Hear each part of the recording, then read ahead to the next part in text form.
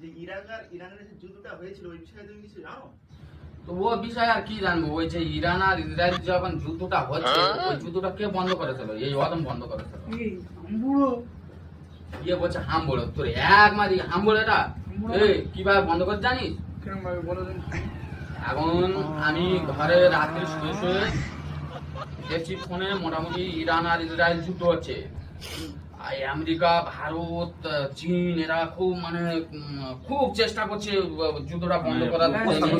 হ্যাঁ, বন্ধ করতে পারছে না।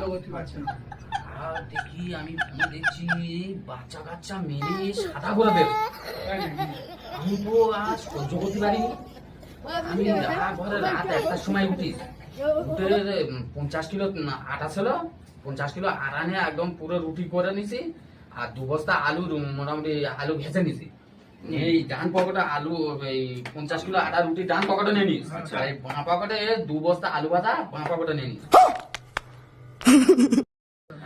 নিয়ে উঠে 3 বাসন পান্তা খেয়েছি, কাঁচা চাল 1 কিলো কাঁচা চাল দিছি, আর 6-5 পেঁয়াজ দিয়ে আর বাসন 3-4 পান্তা টেনে দিছি।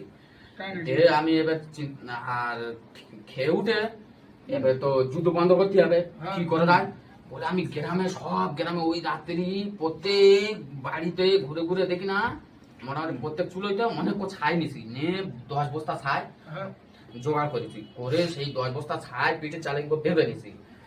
এবার যাবো কি কর, এবার মাথা চিন্তা আছে আবুলির ঘোড়া আছে, আবুল শেখের ঘোড়া আছে, আবুল শেখের ঘোড়াটা ওই রাত্রে খুলে নিয়ে চলে এসি, এসে আর কোথাও বড় একটা বাঁশ ঢুকে দিছি, আর বাঁশের মাথায় দড়ি বেঁধে বেঁধে কাঁধের উপর নিয়ে এরকম হাতে ধরে গেছে স্টারিং এর মতন।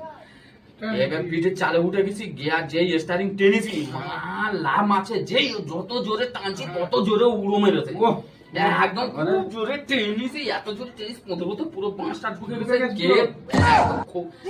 মোটামুটি 40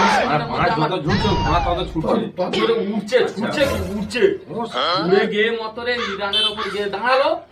এবার আমি কি করলাম, গিয়ে দেখি না বোম মারছে, ও বোম মারছে, আমি কি করলাম ওই ছায়ের বস্তা খুলে এরকম মোটা ছড়িয়ে দিলুম, পুরো একদম ইরানে আর ইসরায়েলের ওপর ছড়িয়ে দিলুম, দিলি পুরো অন্ধকার অন্ধকার, কিছু দেখা যায় না, কিছু দেখা না গেলে ওরা যুদ্ধটা করবে কিভাবে, ওইভাবে যুদ্ধ বন্ধটা করে আমি বাড়ি।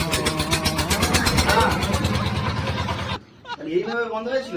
হ্যাঁ, তো আমি ফিরোজ পালাম, ওরা কি জানে ফিরোজ পালানোর কাজ, ওইসব কাজ ফিরোজ পালানোর কাজ।